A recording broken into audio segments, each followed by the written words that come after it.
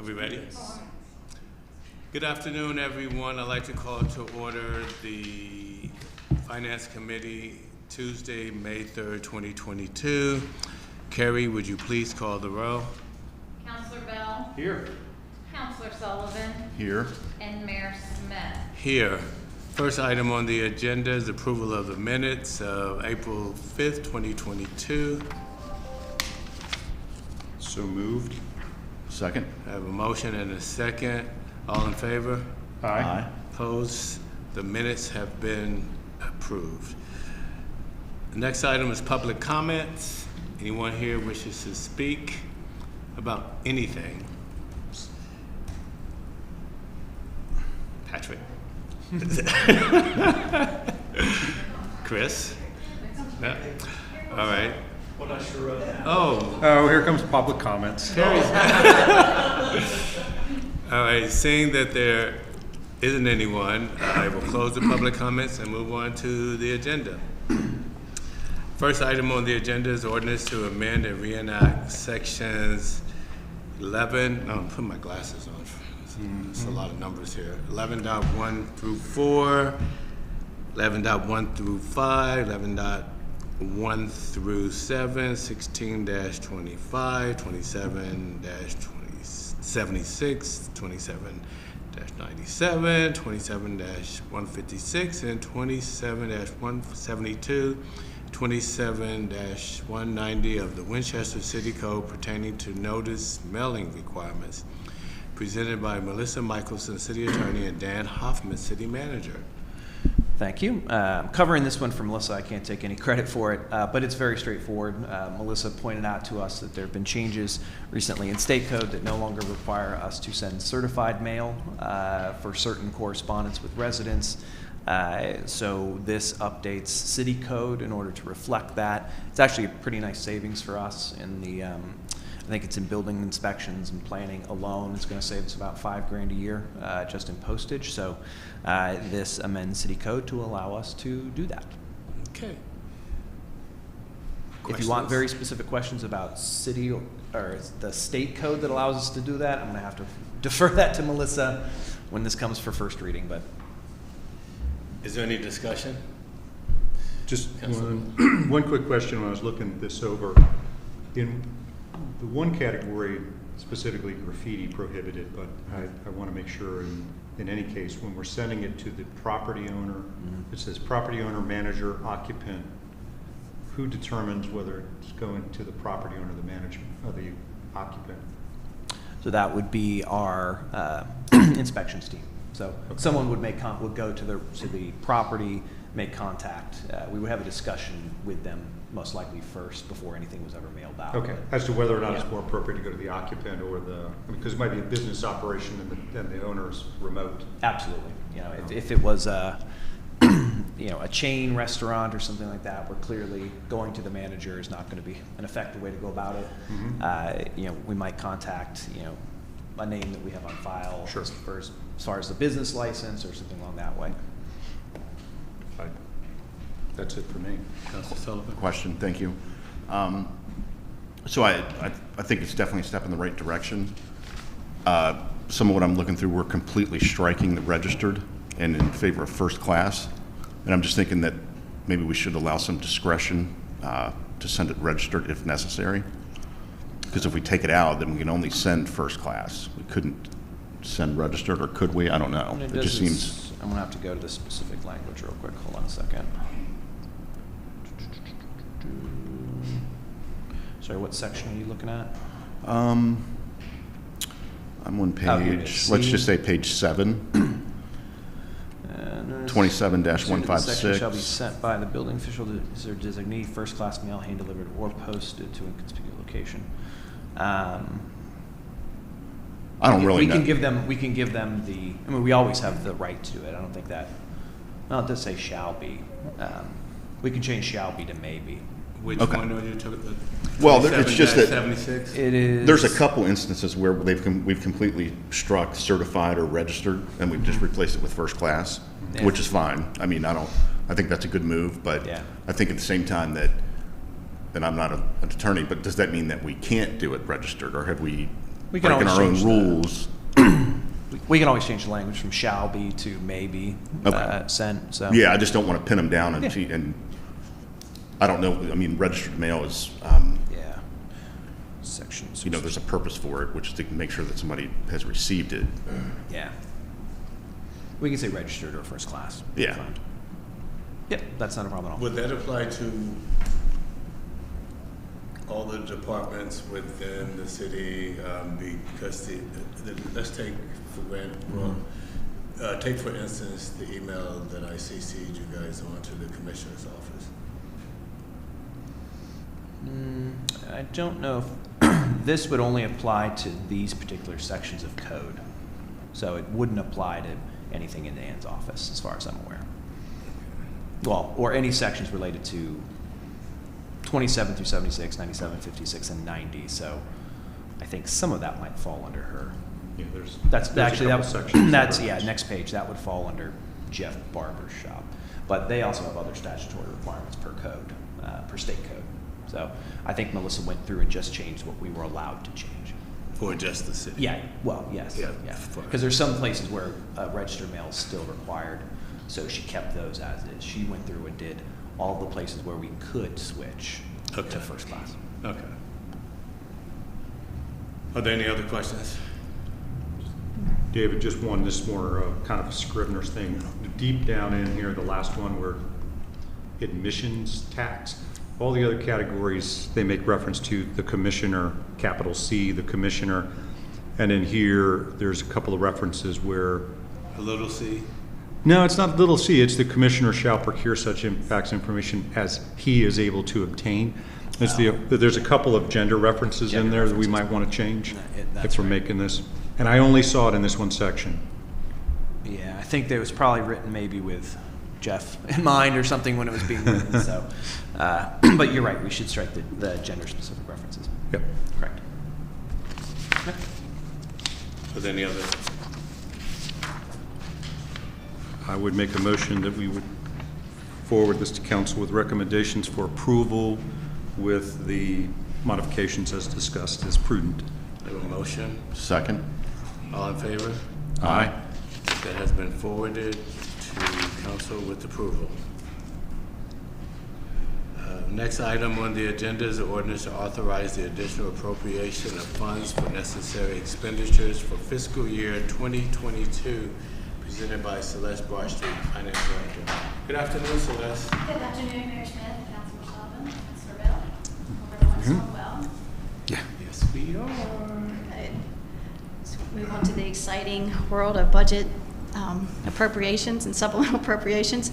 So this ordinance is an ordinance to amend the current fiscal year budget 22. A lot of cleanup items here. So you see the general fund budget would increase by $3,095,862. The majority of that is the carry forward appropriation for the schools of their unspent FY21 funds. A little behind, we didn't get that number till November, and I've been waiting to do a supplemental, hoping to just do one for the end of the year, so that's why we're a little late on doing that one. But that's the majority, $2.4 million. Another large part there is $355,000 for the refuge department. Part of that's for additional trash containers. I think we underestimated how many people would actually want 2 containers instead of opposed to just one. So we had to buy some additional containers. Perry is here if you have any questions about that.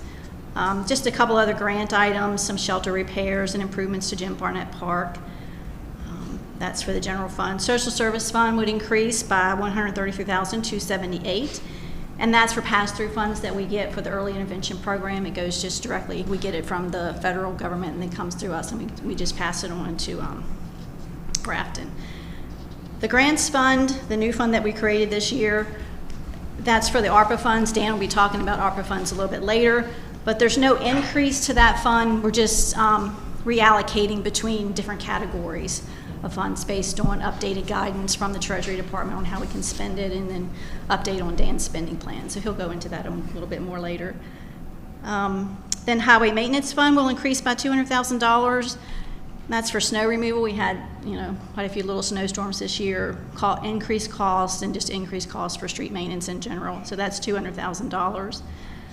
The Tourism Fund, the Winchester Frederick County Convention and Visitor Bureau's Fund, AKA the Tourism Fund, will increase about $60,000. That's coming from local funds, not from the city. Those are mainly funds from Frederick County for ad campaign that he's going to start early this year and it'll run into next year. And then the school fund, there's some updates there that the school board approved from November and then just this past April. So with that, I'll be happy to answer any questions that you have. Are there any questions for Celeste?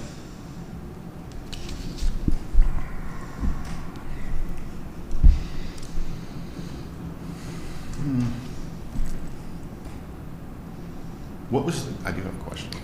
You don't have to. You don't have to, but I'll be happy to. I saw it on your face. Well, there was you received it, said that Grafton was a recipient of some of these. Which one, that was social services funding? Yes, that's the early intervention funds. Are they,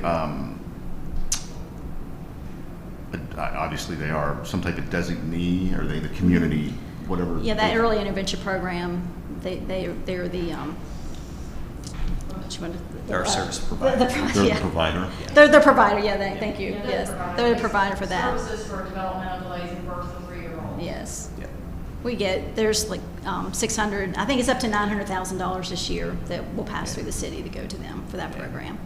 We don't have a Interesting. significant number of options for some of those services. And so for a lot of the services we provide, and I don't know if Grafton falls into this, we may only have one provider in the area. So it's very likely that many of those services, they're the sole provider that we have access to. And what was the program again?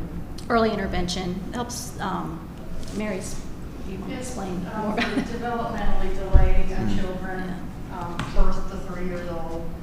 Okay. Usually, Charlene Stowers runs the program in early intervention at Grafton, and she comes usually generally every couple of years to do updates for us, and I'm certainly happy to have her come back if you like, because she can give her statistics and what they're doing. Oh, I'm sure it's worthy. It's just, it's growing a lot. I know where you're going. yeah, it was just, I was just curious. Sure. Thank you.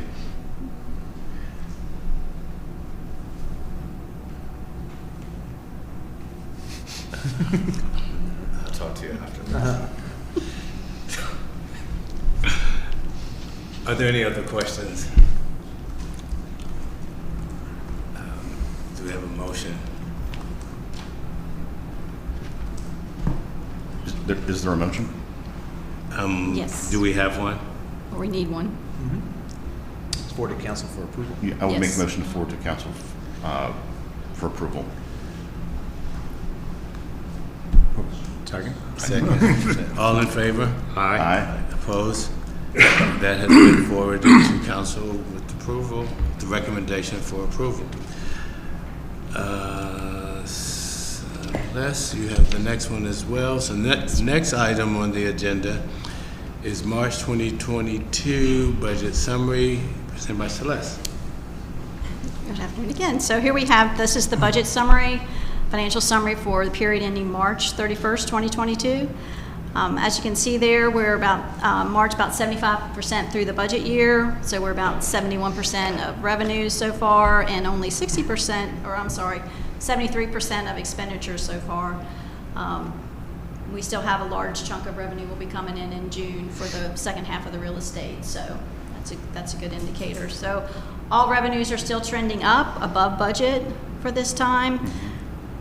Sales tax is up $909,000 from this time last year. It's about 14.8% increase. Meals tax is up $1.1 million, 21.1% from last year. And even motel tax is up almost $278,000. That's a 68% and 68.5% increase from this time last year. So economy's moving along pretty good here in Winchester. So with these revenues and expenses, we're still projecting fund balance to be about 26.7 at the end of the year. That'll be about an increase of 600,000. Even with, we'll spend probably $1 to $1.5 million in capital improvements. So we'll have that had been scheduled to come out of reserves, but because revenues are so good, we won't actually dip into reserves. We'll actually increase reserves, so that's good news. So water and sewer collections are doing good. They're up $2 million. Which one, say that again? Water and sewer revenue collections are up Okay. $2.1 million from last year. Perry has about 4.1 as at the end of March remaining in bond proceeds he's had, and he's completed $12 million as of the end of March, $12 million worth of capital improvement projects for water and sewer replacements and other projects for that. So with that, I'll be happy to answer any questions you have. Councilors? Just, Councilor Bell. yeah, a lot of data, always tough to kind of sort through at Sure. the councilor level. So when we see things like collections of real estate taxes, I know we've collected the first half, well, last year's second half. Right. And so 49.5% collection is kind of right where we would expect to see it, not 50. Right. In the instances in the revenue category where we're seeing things in excess of 100%, obviously those things jump out at you. Obviously that's above budgeted amount, so we either have the revenues above our budget. Is there any situation where people are prepaying, or are there penalties involved in here? Are you referring just in revenues in general, or a specific, like the real estate tax, or? Yeah, I'm gonna say probably like probably the one that jumps out. You got delinquent primary, secondary tax. Is it 183.6%? Is that just Just successive the collections, because from prior years, right? So, Okay. yeah, the collections department, the treasurer's office doing a good job collecting that delinquent tax. Okay, and then the personal property. Trying to follow this here. We've got personal property penalties, personal property interest, so they're just north of 100%. That's just referenced to budget. Right, Okay. yeah. We had trended, some of the budgets had trended down a little bit because of, where we cut things, but, it's really, those revenues have picked up a lot quicker than we anticipated, so. Okay. Councilor Sullivan? For the, where was I? The water and sewer collections, they're up 2.1 million. That's a big increase, but remind me again, we took kind of a hit in those last year because we had a lot of special programs and Right, things like that, exactly. but we're still up even though we were made whole by, the feds and all these other people, but it still passed through and we still had a surplus, for lack of a better term, or we collected more revenue. Right, so the revenue comparisons, like from March this year to March last year, so we were still probably had some delinquent taxes, quite a bit, collections that were still due that we made whole, and then, plus, so this year, we didn't have a rate increase this year, but next year we'll have a rate increase for that, so. Yeah, I mean, performance-wise, those numbers are good. I mean, we're up in just about every area. Looking at some of the business license breakdown, most of those are up over 100%. And those were due on March 1st, so we pretty much should have those collected, so. Sure, and do you think that's because of higher fees or higher activity or kind of both? It could be both, higher fees, costs, or, if your materials cost more, then your permits just cost permits more, more, and, yeah. yeah. For the general fund, how much do you think we're coming in over our target? Well, I think Or are we right at where we we'll need to be? increase reserves at probably, at least my projection, about 600,000 at the end of the year for the general fund. Plus 600,000? Yes. Okay. Yeah. And that's with spending $1 to $1.5 million for capital projects that we had budgeted for reserves, so. So really, if you take out the capital, our revenues will be over expenditures, probably close to $2 million. Okay. I know in the past, we've done things like CDs in money markets and things like that, so maybe we take some of that reserve, and obviously that's up to others to decide, but, Yes. you know, rates will be going up and things like that, so it would be good to try to save where we can. Sure. And, you know, invest for future councils, future budgets. That's the treasurer, he does the investing for us, so that Okay, would be his good. decision, yeah. We don't really get too much in the weeds on that at the committee level, but I think it would be good if citizens were, when they come and ask them, we can, you know, always have that kind of data to show them that, you know, we do try to save some money. So that was it. Thank you. So,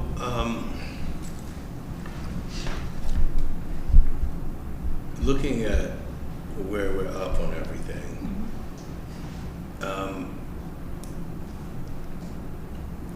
it just makes me curious now, because I wonder if it's because, and you mentioned this, that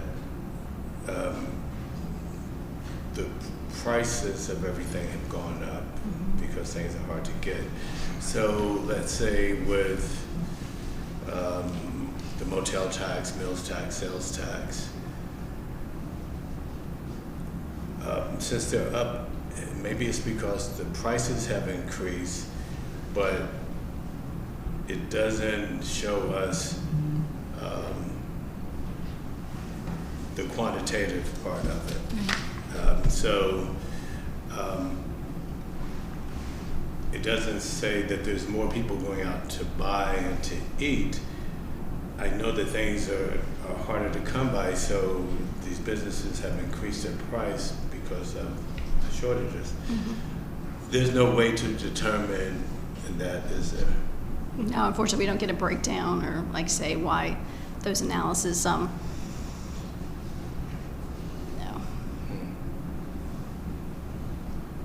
Because I can see that being a huge factor in Sure. this. It's just like with the gas prices. Prices have gone up so much, and so I'm sure that the gas stations are showing a huge revenue, but they're probably getting. Expenses have gone up too, Yeah. yeah. I'd be curious to find out that at some point. I don't know. I'm sorry, you're saying that you're trying to figure out. So, seeing that, like for instance, the sales taxes are up 14.8%. The mills tax are up 21.1%, and you have the motel tax, 68.5%. Are these businesses? Are they benefiting to the same degree? Well, no. I know the answer, and it's a redundant question, that they have to increase prices because things have become hard to get. Yeah. It doesn't mean that their volume has increased. Right.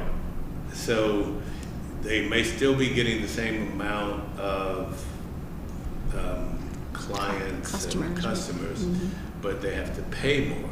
And so so that's why we're seeing an increase. Do you see what I'm saying? Yes, yeah, it's just, that's inflation, yeah. Right. Well, if I may, Yeah. these are the kind of things where, I mean, if we're way up, meeting all our targets and then some, and I'm not sure if it could be kind of a gimmicky thing, and I don't even know if it works or if it benefits, you know, small business owners and things like that. But those are things like, you know, sales tax holidays, which the state, I think, is the only one that can do that. I don't know if we can even do anything at the local level to say Yeah, that would be a Melissa we have to question. get it enabling or something. Probably not. But they're always looking for rewards and, you know, carrots to throw people and things like that. Yeah, I don't think so either. So for me, using a medical term, these numbers are sort of false positives. Well, there's definitely, I think, some inflationary issues in Yeah. there too, yeah. Like say with those things. So it's we'll keep an eye on those through the next fiscal year. to see how those revenue trends. If, if costs come down, then, yeah, you're right, some of those, especially the taxes that are relying on gross receipts and those type of things, they could definitely change. But yeah, we'll definitely keep a close watch on those to see how that trends. If I may, I mean, if we go through another year and we see this kind of increase, I mean, I don't think we're going to have to seriously start looking at rates to bring it back down to, a manageable number. Looking at The tax rates, things like our sales tax rates and things like that, because this is just bringing them down. Yeah, because this is just it's kind of like the dog eating its tail. It's just going to keep going and going and going. I mean, it's always good to have more money, but small business owners and the people that are supplying that money, taxpayers, well, really all of us. I mean, at some point it's got to stop, and either that's via the rate or via the economy stops and it corrects itself. So that's kind of the balance that you have to play. So just something to think about as we move through another budget. So. But I do think, as Councilor Sullivan was alluding to, and actually the mayor, do we have a way to kind of maybe even spot check these revenue centers to see if they are actually expanding volumetrically, meaning there's that much more business that's generating that much more revenue, but how are those sectors doing in economic terms? So most of this data goes through the commissioner's office, so we don't have access to that. Okay. There's some metrics that the state may have that we could look on sector, like on how a certain sector is doing, retail or, restaurant, that type of thing. Mm-hmm. We could, pull some. I could look at some data there. If there's just something more, just to the questions being raised is, Right. Are we seeing these increases in revenues to the city based on an expanding business approach, or are we actually seeing a decline in that business because of inflationary pressures, Right. or just the benefit of inflation? Right. And then from that standpoint is, you always want your revenues to be reliable, predictable, Right. and if they're just, like our personal property tax on vehicles, if we're seeing a spike, you make adjustments, and then everything corrects itself, you correct again. You correct, right. So, It's hard. We're always kind of in a reactive mode as opposed to a Right. proactive. Well, I mean, it seems like we're either usually we're either ahead of the curve or behind the curve. And right now, we seem to be ahead of the curve, and that's kind of the challenge of sort of, what we have to do is, where are we on that curve? Right. We're definitely ahead of it now. So, this might be a question for Dan. Is there any way to talk with the Commissioner of the Revenue to see if you can get maybe some idea of, since we don't have access to it? We can always ask. Yeah. Okay. Yeah, because it would be nice for us to at least have an idea. Perhaps finance committee agendas will be pretty quiet in the summertime if you guys want to, because this is everything's pretty much set for now. Yeah. Obviously, it's a little off topic for this item, but we could set up a time, finance committee, sometime over the summer when the agenda's a little lighter, and have that discussion. Invite the Commissioner of Revenue to come and speak to it. Whatever is the will of the committee. I think, yeah. I'd like to. Sure. I think it's a valid question. I mean, we probably get together and figure out what do we really want to know, Yeah. and then how do we. Yeah. Well, I figure it out. can. Mary handles putting together the agenda for finance, so I can always. She can always chat with Ann, chat with the members of the committee, see what you would like to package into that discussion. Okay. And just to follow on with that, if I may, we've got 3 quarters of data now for the current fiscal year, and I'm assuming those trajectories on the revenue side and also, I guess, on the expense side, factoring in inflation, That's kind of baked into That's the already 23 budget. Heavily baked into it. In fact, we're going to talk a little bit about that during the ARPA discussion here in a minute, because we've incorporated an inflation reserve into our ARPA plan. Okay. So lastly, so on the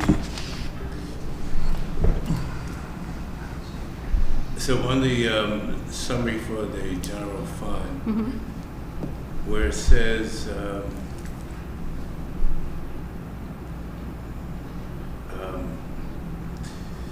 revenue and expenditures 9 months, and then it has the budget for 9 months, and then it has the actual. So the budget is where we assumed we would be, and then the actual is where we actually are. Yeah, the budget just takes the annual budget, the amended budget, and divides it by, what that's 9 months worth of that annual budget, Okay. so, yeah.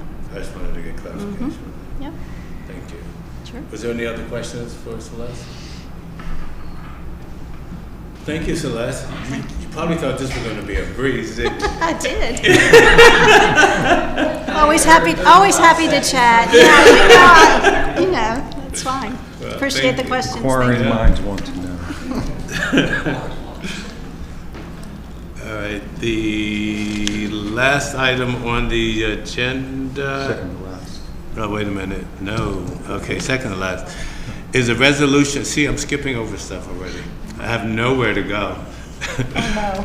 All right, the next item on the agenda is a resolution amending a prior resolution adopted March 22nd, 2022, entitled Resolution Providing for the Issuance and Sale of a Taxable Water and Sewer System Revenue Bond, Series 2022, of the City of Winchester, Virginia, in a principal amount not to exceed $7,560,000. Heretofore, I like those words, authorized and providing for the form, details, and payment thereof, presented by Mary Blow, Deputy City Manager, CFO. Good afternoon, Mary. Thank you. Good afternoon. So let's talk about the other side of the coin from inflation. Let's talk about interest rates right now. When this resolution was adopted, March 22nd, we put a max true interest cost of 4%. The last numbers we received from Virginia Resource Authority, because they send us draft payment debt schedules all along so we can see where the payments are headed. The one about 2 weeks ago had us at about 3.80%. So in consultation with our bond counsel, we decided we want to be in this pool. We don't want to miss this opportunity. I mean, Perry needs to get these projects started. They're very important. So what Chris and I talked about at bond counsel was that let's go ahead and raise this from 4% true interest cost to 6%. We don't think it'll hit 6%, but the feds are meeting tomorrow, and our bond sale isn't until May 11th. We do not want to get kicked out of this bond sale, so we don't have to move to the summer sale, which we know that rates will most likely be even higher, and we want to get these projects started. So just to be conservative and to ensure that we're allowed to stay in this pool, we hit it at 6%. I will be able to report a closer rate at the May 10th council meeting, so that you'll have an idea. But this would give us a conservative estimate and allow us to move forward. What would happen is if it came in above 4% and we just had 4 authorized, then we would no longer be disallowed from being in the pool. So I'm just trying to ensure that does not occur by raising that from 4 to 6. Okay. Any questions? Just a quick one. So you would imagine at the May 10th meeting of council, you'd have a pretty good idea of what interest rates are going to be the following day? Absolutely. I will have that ready for you that evening, and after the meeting, if that is adopted, everything goes well, I will need to call that night with the hopefully approval, so we can be allowed in that next morning. Yeah, I think council would probably just want to know, make sure are we pushing close to 6? If you say we're at 4.1, then we're golden, even if you close at 4.13 or something like that. That's our hope. That's Yeah. our financial advisor's estimate, but I just wanted to be ultra conservative. I don't want to be ousted out of the pool because we misjudge the rates. Okay. And just for clarity, this doesn't really, this really just affects the cost of the money. I mean, we're just going to pay more for the same amount of money. That's right. Yeah, and it would be the utilities fund.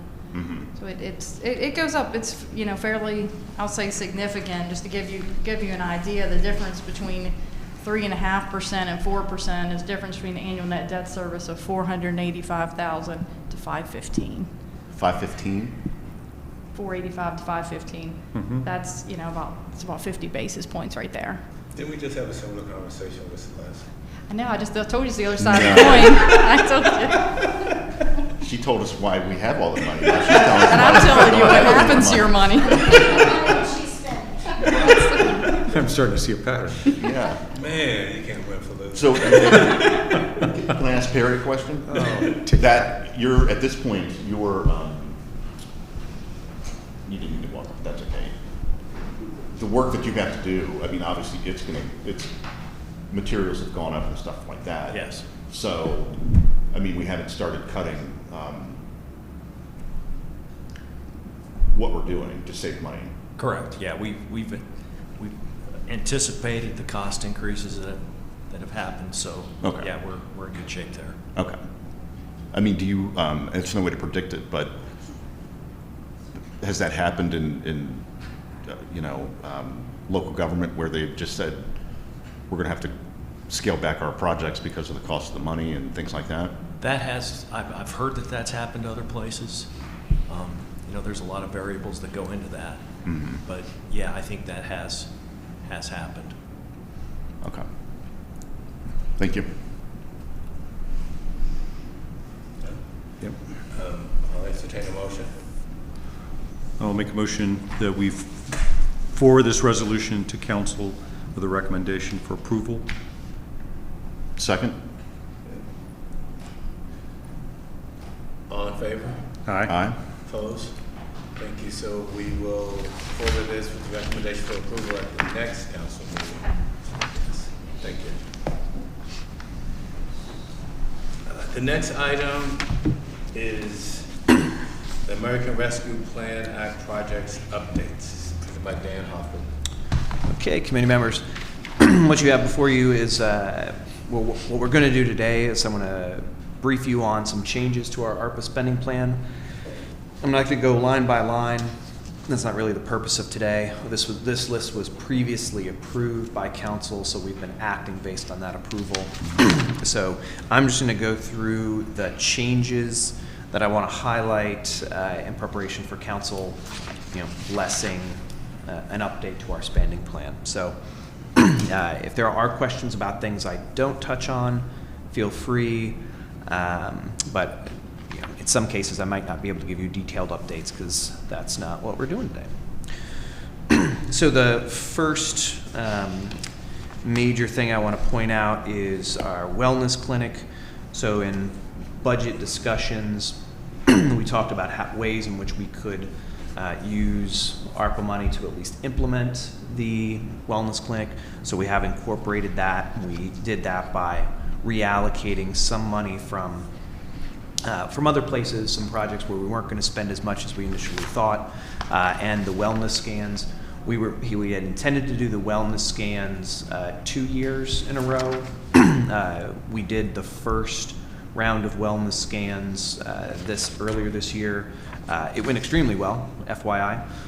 Found a lot of things, big and small. In fact, for one of our employees, we caught cancer early. Now her prognosis is very good. And we're very pleased we did it. So not to take away from the importance or value of it, but now we're shifting over to a full-blown clinic, so we reallocated some of next year's money for that purpose into the wellness clinic.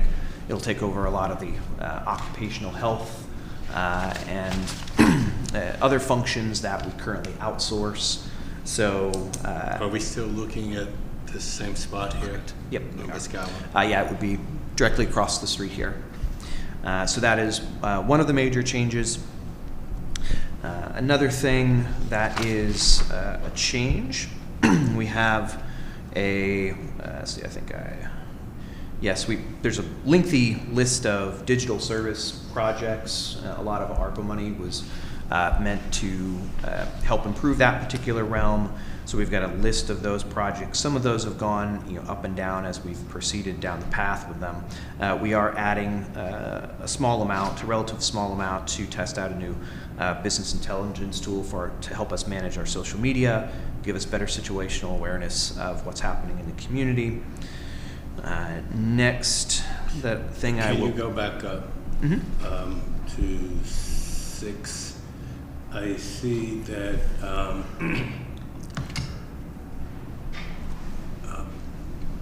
that for the personal property tax Correct. software, Correct. that first tranche is $100,000, Yes. and we're looking at a total of $450,000. That'll be a major software initiative. We're replacing an old custom piece of software that's, I think, 20 years old, at least 20 years old. So this will be a sea change for them. I actually anticipate that there's going to be a fair amount of not just efficiency, but savings in terms of maintenance, but it is a major project. 550 is a placeholder. This could be one that I'm not going to be able to give a definite number until we get quotes back. Did you say 550 is the place? 550 total. We've got 100,000 in this tranche, and then the next tranche, which we won't get until probably July, we've got another 450. Okay, good.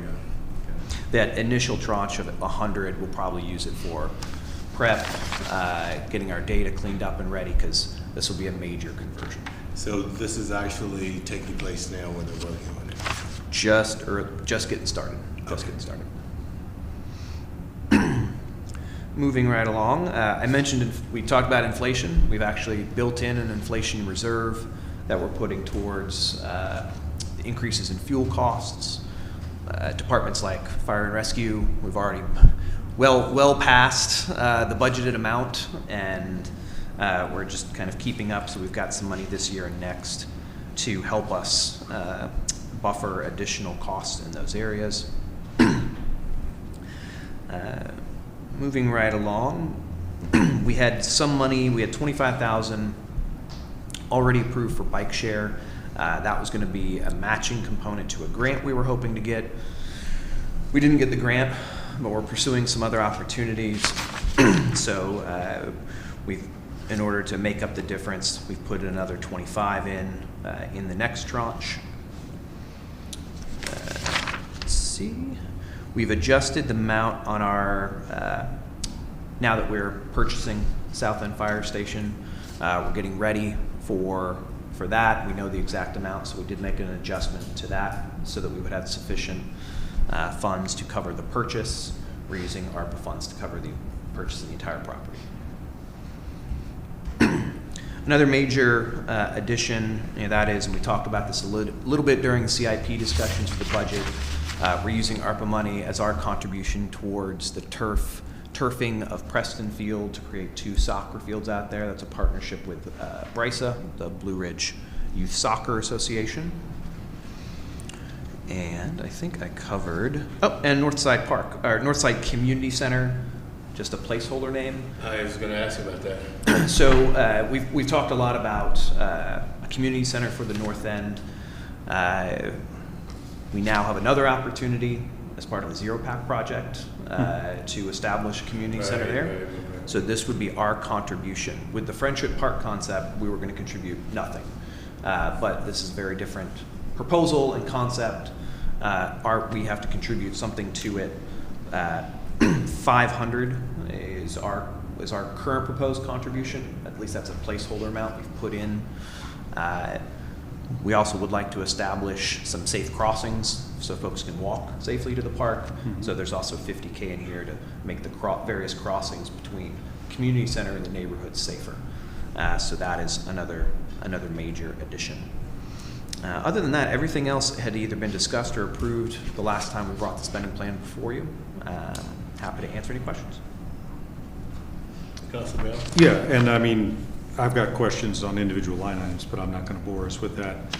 So from the standpoint of like you're showing here kind of the total expenditures and encumbrances for the first tranche.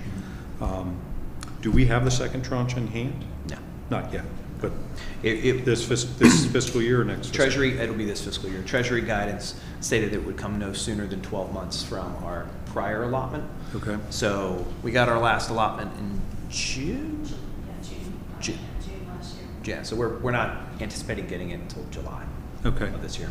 And then. And we have 2 years to spend it, I believe. Or they extended that amount, that time frame? End of 2024. End of 2024 for the first tranche. The second tranche has an extra year tacked on. If it's encumbered, you have till 2026. Yes, there you go. Calendar year or fiscal year? Yes, calendar December 31. Okay, so 24 calendar year, but if it's encumbered, you've got until 26 to finally expense it out. Correct. And then, based on some of these categories where the first tranche doesn't appear that it's been either expended or encumbered, obviously we have some flexibility for carry forward, but have we bumped into any walls on any of them where you see like this may not happen? And the encumbrance versus expenditures, I wouldn't spend a whole lot of time looking at those columns. Okay. In many cases, it might not be formally encumbered, but either we've already put out an RFP. But you haven't signed it. We haven't signed it yet. Our grants, our vulnerable populations grants, for example, a lot of those were just awarded and haven't been paid out yet. So I wouldn't spend too much time looking at the total expenditures or encumbrances. All right, well, how about our pandemic proofing, small business pandemic proofing? That's something we're still working on, trying to get off the ground. So Sean and his folks have been looking at ways to, I know they've got an entire contactless payment program that they're trying to get out to help businesses upgrade their systems. I think we'll also be looking at ways in which we can help fund other improvements, whether it's contactless fixtures or other things that might help them be better prepared. God forbid we get another COVID wave yet, but that's still one that we're working on. And the only line item I'll drill into is any update on the grocery market study. No, that is one that I almost actually reallocated. The consultant that we intended to use is no longer available to do that particular work, so I need to find somebody else that's going to be qualified enough to give us that kind of analysis we're looking for. So no updates on that, just a delay. Okay.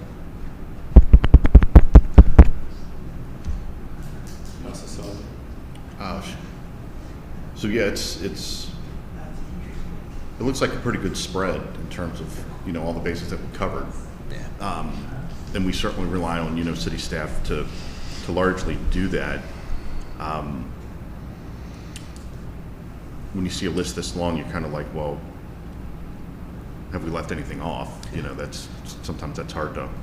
There's a little something for everybody in it. Yeah. And we also had to wait until the feds finalized their guidance almost like 9 months into. We had the first tranche. But you did know what to do with it. Burning a hole in our pocket. Yeah. We had general concepts. We knew it could be spent on some things, so we felt comfortable moving forward. But other things, we were really waiting to see exactly what the rules would be, particularly around the procurement side. What processes did we have to follow in order to what procurement processes do we have to follow in order to use the money? So there was a lot of what and how that we were waiting for. So, so one specific item. Is the Bikeshare a study, or is that going to get us to picking a partner to do that? That'll get us to actually implementing it. To having it? Yep.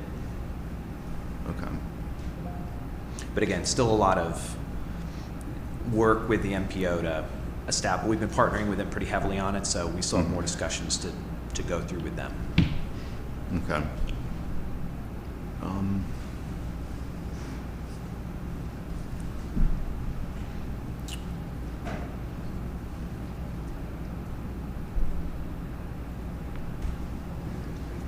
Yeah, no further questions. It looks good. Councilor Bell? Yeah, and I concur. I think, we appreciate the kind of the judicious nature and the way in which we've been able to spread this out to benefit the community at large. When this was put together, obviously, COVID was right in front of us. Whether we agree it's in the rearview mirror or sitting in the passenger seat next to us, would you like to view this differently now? Actually, no. we've watched other jurisdictions take simpler approaches, where they just took all of their money and threw it at one thing. They said, we need a new radio system, and we're going to spend all $12 million on a radio system, which is one way to approach it. I've seen jurisdictions say, you know what, in our particular community, we need to really address all of the social issues related to COVID, and we're going to start spending a lot of money on things that we normally don't spend money on, which I wouldn't recommend. Yeah, getting really outside of their lane as a local government, trying to address all the world's ills because they happen to get a big pot of money dropped into their lap. We spread it around intentionally, which is not the easiest thing to do. The simplest thing for my team is for me to just say, we're going to put all $12 million into stormwater, which Perry would have loved. Sorry, Perry. So, but again, whether it was sidewalks or stormwater, yeah, we could have done that. But we still would have had $30 million worth of sidewalks to address, and probably $90 million worth of stormwater improvements. I'm just making up numbers, obviously, but the point being, this gave everybody something, and it did fund some things we knew we were going to have to pay for anyways. We know we're going to have to upgrade some of our radios, so we put some money aside for that. We knew we were going to have to build a fire station at some point. We got a jump start on that. Our emphasis was public safety and infrastructure, and this does a lot of that. We tried to do we tried to fund as few ongoing costs as possible, but that we weren't entirely successful in that. Wellness clinic is going to have an ongoing cost to it, but this gives us a jump start. Our community paramedicine program is going to have a cost to it, an ongoing cost associated with it, gave us a good jump start. So we looked for some areas where we felt comfortable with that jump start because we knew it was enough of a priority for council, or it was conveyed to us via the strategic plan. So with this, it's a double-edged sword as well. It's great, and the community can see that there are things happening, and that we're putting the money where our mouths are and getting things started. On the other side of it, getting them started, but then like funding them later. Yeah. And because the federal money's going to run out, and then we're left with these project services that we've started, and they have to be paid for. Yeah, that's why we only have a few of them in here. Okay. We were pretty cautious. We knew the community paramedicine program was something that we were going to continue. That's pretty significant evolution for the fire system, something we needed to get in front of. We knew we were going to have to build a fire station at some point, so this at least took care of a lot of the upfront costs, land acquisition, and some engineering. So it was. So it is well thought out. We chewed on a lot of these things, and we made adjustments along the way, where we realized that we didn't need as much, or maybe we put a placeholder amount in, and later we got updating costs. We've made adjustments along the way. For us, this is very much a living document. Follow up? Yes. Go ahead. So we haven't picked on our Parks and Rec director today. Say it again. We haven't picked on our Parks and Rec director today, so I'm obligated to ask right ahead. one question. You had mentioned maybe just not doing the market study for the grocery store, and so I looked at that, and I flipped down and I saw we're going to do some work at Preston Field, and I could be making a wrong assumption to you. If I am, I apologize, but the snack bar / bathroom facilities there at Preston Field, as I recall, are in pretty bad shape. Yes, they are. Chris can always speak. We've actually had several meetings out at the park just to talk about. They're the same. They have not changed since the day they were built, which Yes. is probably they're at least as old as I am. there's a handful of, I would say, major capital projects throughout the park. That the concession stands there, the the pool is another large project at some point. We've referenced a few projects that are not being paid through with ARPA. The ice rink. We're going to be looking at a skate park to replace the last one. That's still a very popular thing. So, Mary and Chris, we've been talking about really a master plan for, all right, if we're going to we just had a significant investment in the baseball fields through our partnership with SU. Now, through our partnership with Brysa, we're doing Preston. We're really investing in Jim Barnett Park. How do we tie it all together so there's one cohesive plan for the park? Because if we're going to suddenly have Preston Field used year-round almost, heavily used, rented out a lot, we're missing out on an opportunity if we don't have sufficient concessions. We're going to be we'll be turning people off if they have to go into old dilapidated bathrooms that don't feel clean. So there are other ancillary investments that we know we're going to have to be looking at over time, and we hope to bring back some of those thoughts to you guys in future budgets. Yeah, I mean, it served its purpose and it's done it well, but it's just done. What, 1950 something maybe? It's classic 1950s cinder block. Yeah, I don't know if it's old as 50s, but I mean, it just is a constant thing that people, if they go over there, you know that you're going to get a comment about it. If they're new to the Parks and Rec system that we have, or they go start playing Little League football or baseball or something, then you get this, hey, did you know this? And I was like, yeah, we knew that. 100% correct. At the end of the day, and and it needs to be. I mean, your guys are going to do this, I have no doubt. But it's not only modernization.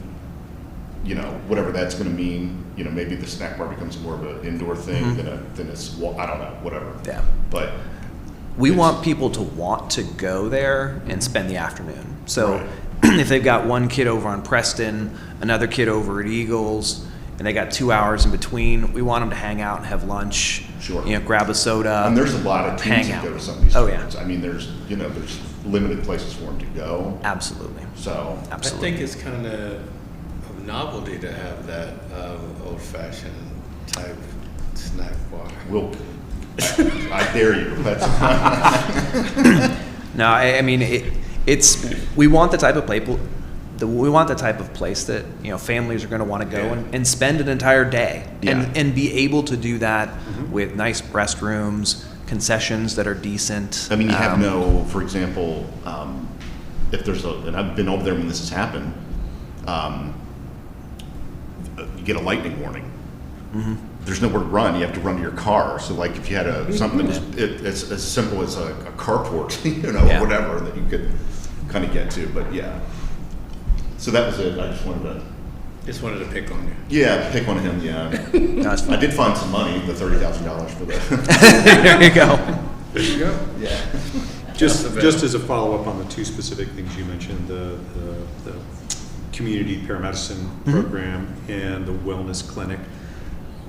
I think, well, I'm going to ask you, are you seeing the opportunity to generate some data feedback and also some future potential cost savings? Yes. Yes, in a big way for the wellness clinic. Yeah, and so I view that as money well spent or investment made. And then obviously, as you see the data telling you the direction this is going, you can make good financial decisions. 100%. On the wellness clinic side, there's savings to be had, direct savings to be had by insourcing some of those things. It's money we're already spending.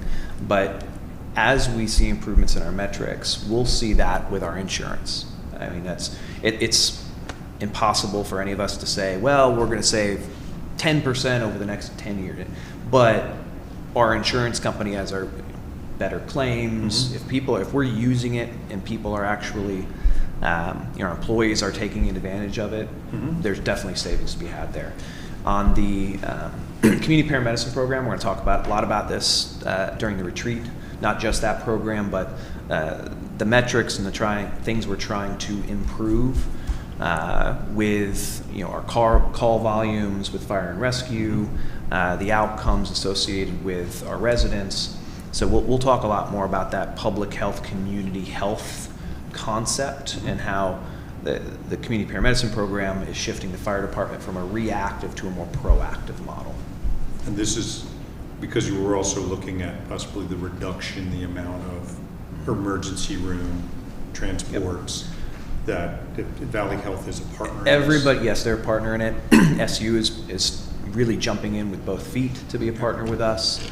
There are multiple community stakeholders that stand to gain by that program being successful, including us, of course. Okay. Were there any other questions? This is an update. Does this need to be forwarded to council? So I think we might need to bring an update to the spending plan at some point, because some of these things are new expenditures that we're going to go ahead and proceed with, like Preston. That was part of the budget amendment, Oh. or the supplemental did, and then we'll have, in the upcoming budget, we'll have the second tranche. See what you did. So you just built. You already approved it. Okay, so it's already been approved. We forwarded. You already forwarded it for approval, so All right. you could unforward it if you wanted to. But Well, thank you, Dan. thank you. All right, I will now entertain a motion to adjourn. So moved. Second. All in favor? Hi. Aye. We are now adjourned. Okay.